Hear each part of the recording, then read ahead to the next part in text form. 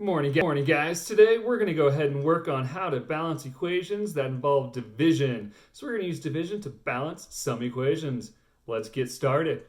Good morning, guys. Let's go ahead and take a look at our objective. Today we will be able to use division to balance equations. Just like always, if you have a question, make sure you are reaching out to me, calling or texting me. You know how to get a hold of me. If you're able to print today's lesson, fantastic. If not, use that piece of blank paper, fold it into 4 equal pieces, so that way you have room for 8 questions total, 4 on the front and 4 on the back.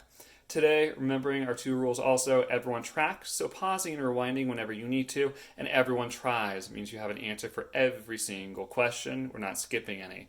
Today, for Freckle Math, we will be working on geometry, so make sure you are doing that and you are receiving full credit. If you have not been working on Freckle Math, unfortunately, you do have a 0 for those days, so make sure you are doing that unless you're able to get a hold of me and talk to me about why. That's okay. Let's go ahead and get started with our very first question.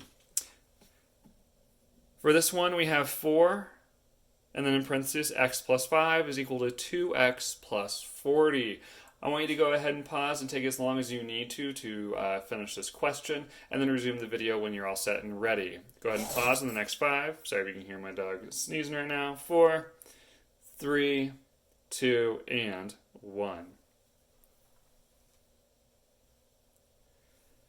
At this point, you've already had a chance to go ahead and solve it on your own, so let's go ahead and just bring it together and talk about how to solve this. Now, the first thing that you need to know is that we've done these types of questions earlier in the year. It's just been quite a while. The first thing you need to remember is just that we are following the rules of PEMDAS.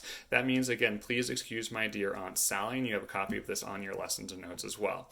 So remembering, this tells us what to do first, or what to solve in what order on an equation. So parentheses, exponents, multiplication, and division. Again, that's left to right. And then we would have addition and subtraction as well. Again, left to right, whatever one comes first. We're only going to be using this just a little bit today, not too much. But make sure you are keeping your work as organized as possible. If it's not organized, you're going to make small mistakes. So please go back and make sure that everything is as neatly written as possible. Let's go ahead, knowing that, let's take a look at our very first question, or our do now. So we have 4.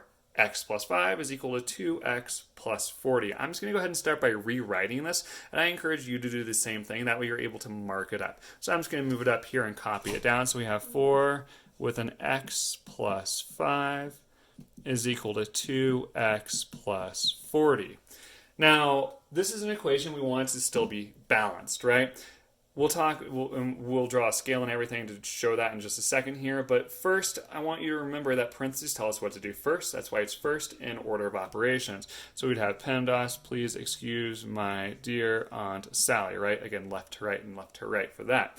So for our parentheses, let's start there. This is telling us that we have 4 of whatever is inside of our parentheses. Again, 4 of whatever is inside here. So what that means is we have 4 x's and we have 4 5s. So we're just going to write that down. So we have 4 x's, and if you wanted, you could write it like this: x plus x plus x plus x, and then do your 5s the same thing: 5 plus 5 plus 5 plus 5. That's not a great use of our time right now, or very efficient. It's going to get really messy. It's not going to be organized if we do that. So instead, I'm just going to write that there are 4 x's by writing 4x, and then I'm going to say there's plus 4 5s. If we just count by 5s 4 times, we can get that number, right? So if there are 4 5s, just counting 5, 10, 15, 20. So we would just write 4x plus 20 is equal to whatever's on this side. So we'd still have 2x plus 40. Again, take a second to go ahead and copy that down. Next up, we're going to go ahead and solve for our variables first. Remember, this is a balanced scale, right? It needs to be the same on both sides. Whatever we do to one side, we do to the other. We've been talking about that all year, right? So here we start with our variables and just see if there's anything we can either take away or add. First thing I see is that we have 4 x's here, and then we have 2 x's on this side. So that means we can only take away 2 x's from this side, which means whatever we do to one side, we do to the other. So we're going to take 2 x's away from this side. So we're just going to take 2 x's away from both sides. I'm going to go ahead and cross that out. So we have our minus 2 x's and minus 2x. That's going to lead us with 2 x's here Bring everything else down, plus 20 is equal to 40. Again, just bringing it down, solving step by step to keep our work as organized as possible. Next up, we're done with our variables. We have them all on one side. Let's look at our numbers. Are there any numbers we can get rid of on both sides of our equation? The answer is absolutely. We have a 20 here and a 40 here. So what number are we going to take away? We're going to take 20 away because we can only take 20 away from here. And whatever I do to one side, I do to the other. So I have to take 20 away from here. So I'm just going to say minus 20, and go ahead and bring everything else down. Now we're left with 2x. This is a 0, right? So there's nothing else to write. So 2x is equal to 40 minus 20 is 20. Now, let's go ahead and just talk about this for a second. I know a lot of us could use either a repeated addition or multiplication to solve for this quickly, and that's totally okay. But today's lesson is more about using division, okay? So instead, if we have 2x is equal to 20, what I could do, or what we could do, is actually divide this 20 into two equal groups, because there are two x's here, right? And so they're going to be the same number, so if we divide this side by 2, it'll tell us exactly how much each x is. So I'm just going to go ahead and divide this side by 2, but whatever I do to one side, I do to the other, right? So that means I'm getting rid of the 2's there, so I'm just finding out what the x's are. So 20 divided by 2 is 10. We talked all about solving that in fractions. So that means our final answer is just x is equal to this 10 right there. Again, x is equal to this 10. Oops, sorry about that. Now, this gets a little complicated and it's a little tricky. I understand it looks a little different, but I'm just challenging you and encouraging you to try this division strategy instead of always using multiplication or division, just because there's going to be some point later this year where we're actually going to have answers that are fractions. And so if you're able to get this down now, it's fantastic. You'll be all set for later on. Let's go ahead. Take a second to go ahead and copy this work down, and let's try another one just to make sure you understand what's actually going on in practice. Sorry if you can hear all that groaning. Atticus is not very happy right now. He's upset I'm not paying attention to him. We're going to go ahead and get started on our next question. I'm going to erase this one. And looking at question number 1. Now, again, we're just going to start by rewriting the equation down and copying it, so that way we can mark it up and start to solve it. Yeah. So let's go ahead and look. I'm just going to copy it down. So we have our 3x plus 6 is equal to x plus 24.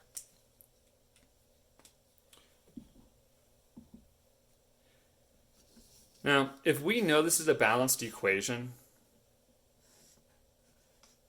and we know that whatever this number is outside tells us how many of these we have, so it tells us how many x's and how many 6's we have, then what number are we going to write down here? I'm going to have you go ahead and just copy down this equal sign and fill in both sides. I'll give you an extra couple of seconds here to do that.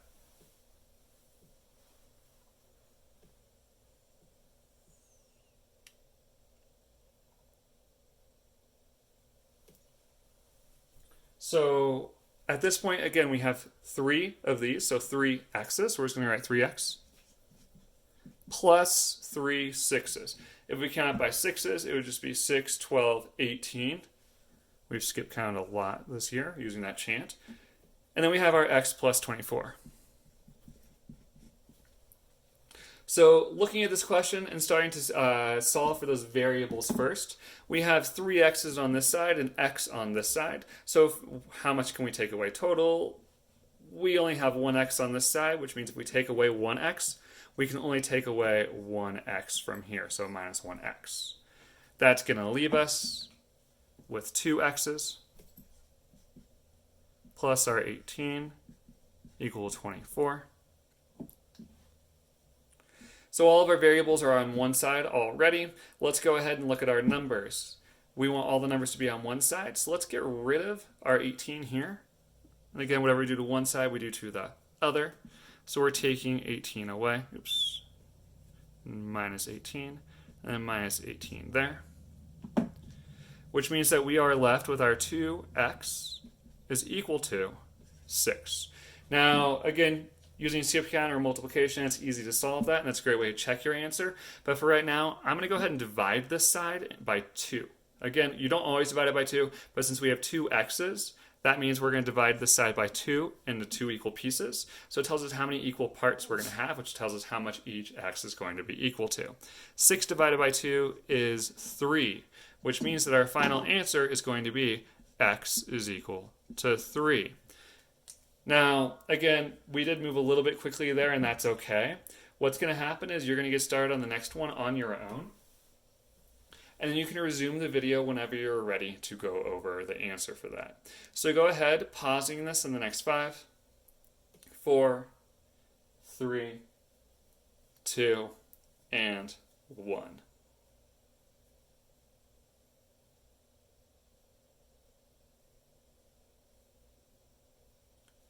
At this point, you've already had a chance to finish the question on your own. So let's go ahead and go over the actual solution for it. Going to go ahead and get set up for our question here. Here we have question 2.